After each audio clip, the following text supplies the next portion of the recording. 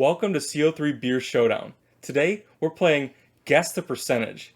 We've got 3 beers, and Bim here is going to have to try and guess which one is which percentage. Let's start drinking. Alright, let's start with beer A. On the left here, this, I will tell you, is from Strange Bird. It's a newer, local Rochester brewery. Smells good. It does smell good.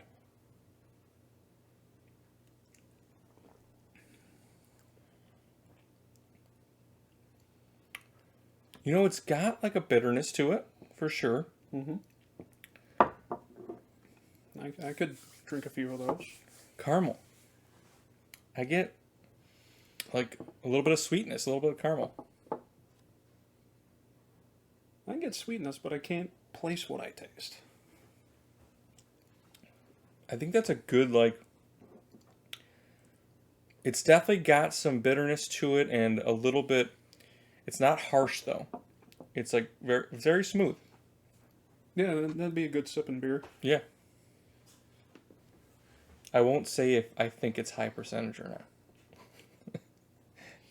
I'll give you a little bit of hints though. All right. We do have an 8.5, a 10, and a 15.2% beer. That one might hurt. So those are your 3 percentages, so you can at least get like an idea. They're all a little bit on the high end. We're not doing anything low here, so. So what do you think with that one? Ranking 1 to 5, 5 being the best. What would you give this one? Yeah, I guess I'd give it a solid 3.5. I agree. I'd say 3.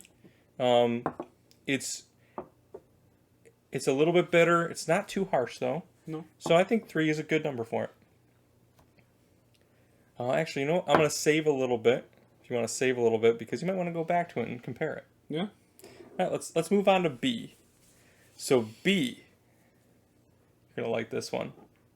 Skull Splitter. So we had Skull Splitter, what, 10 years ago at this point? Yeah, something like that. It was like whatever our first trip to Beers of the World was. Yeah, it was like one of our first entries into what you would call craft beer. I mean, 10 years ago it was totally different. But I remember getting this beer just because it was such a cool look and name. So Still smells the same.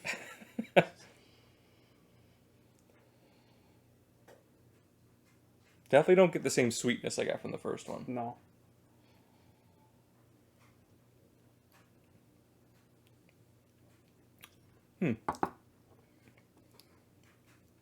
Ooh, malty. Got some malt in there. And either we've just aged to the point where we can handle this, or they did something to change it, because the first time we had this, it lived up to its name. Yeah. No, I think it's more our palate. I'm going to give us credit. I think it's our palate. Yeah, I remember, 10 years ago having this, and we were only drinking Jenny and Coors Light. Yeah, so to have something like this was just way too above where we were at. Now, it's just kind of in the middle. Yeah. I don't find anything offensive about it. It's not amazing, but if somebody poured this for me, I wouldn't be too mad. Well, I mean, that sort of lives up to my motto of, give me a drink, I don't care.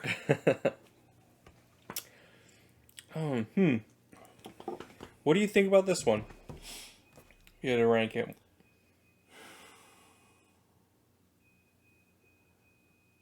Well, 10 years ago, I probably would have given this a 0. But, since it's been 10 years, we've gotten better and our palates have expanded. For me personally, I give it a 4. All right. I'm actually going to drop it below. I think I like the first one better. I'm going to give it 2.5. But not bad. It's definitely drinkable. All right. Let's move on to C. Now, C is from Goose Island. Okay.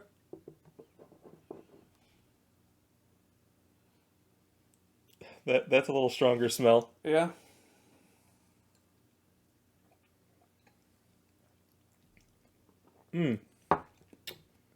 That's good though. I get raisins like crazy. I get raisins with like a hint of chocolate. Like they're raisinette. Yep. I could see a little bit of chocolate there. Yep. A little bit dark chocolate. Mm-hmm. Definitely raisins. Which, I don't love raisins. It's not terrible, but it's definitely tasty. Yes. Like, it's very rich. I'm getting a lot of richness to this.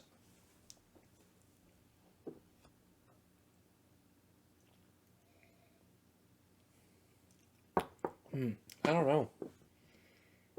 It's got a lot of bite to it. For me, it actually may be out of these three the lowest. Yeah, I think I'll agree to that because there's just something about it that it seems to either have too much of something or lacking something that these two have. Yeah, I think I agree that it's too much. These are just a little bit smoother, easier to drink.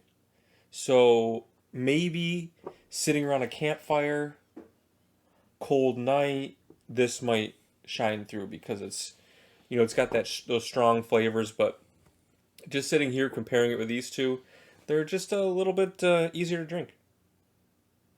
Yeah, I agree to that. So what's the ranking for you on that one?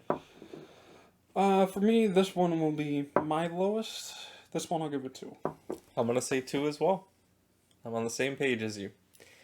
All right. So now that we've had all three, you got to rank. Let's go highest to lowest. So highest alcohol percentage to lowest alcohol percentage. So you got A, B, and C. A on your left, C on your right. Which one do you think had the highest alcohol percentage?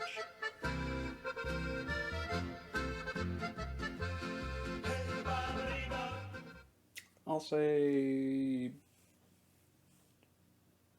C. Okay. The highest percentage. So we're going C is the highest. What is the 10% then? So right in the middle. I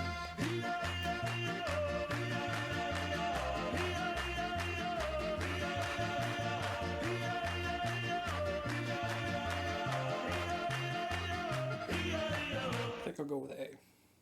Okay, you're saying A is the 10%. So we're going B as the 8.2. Yes.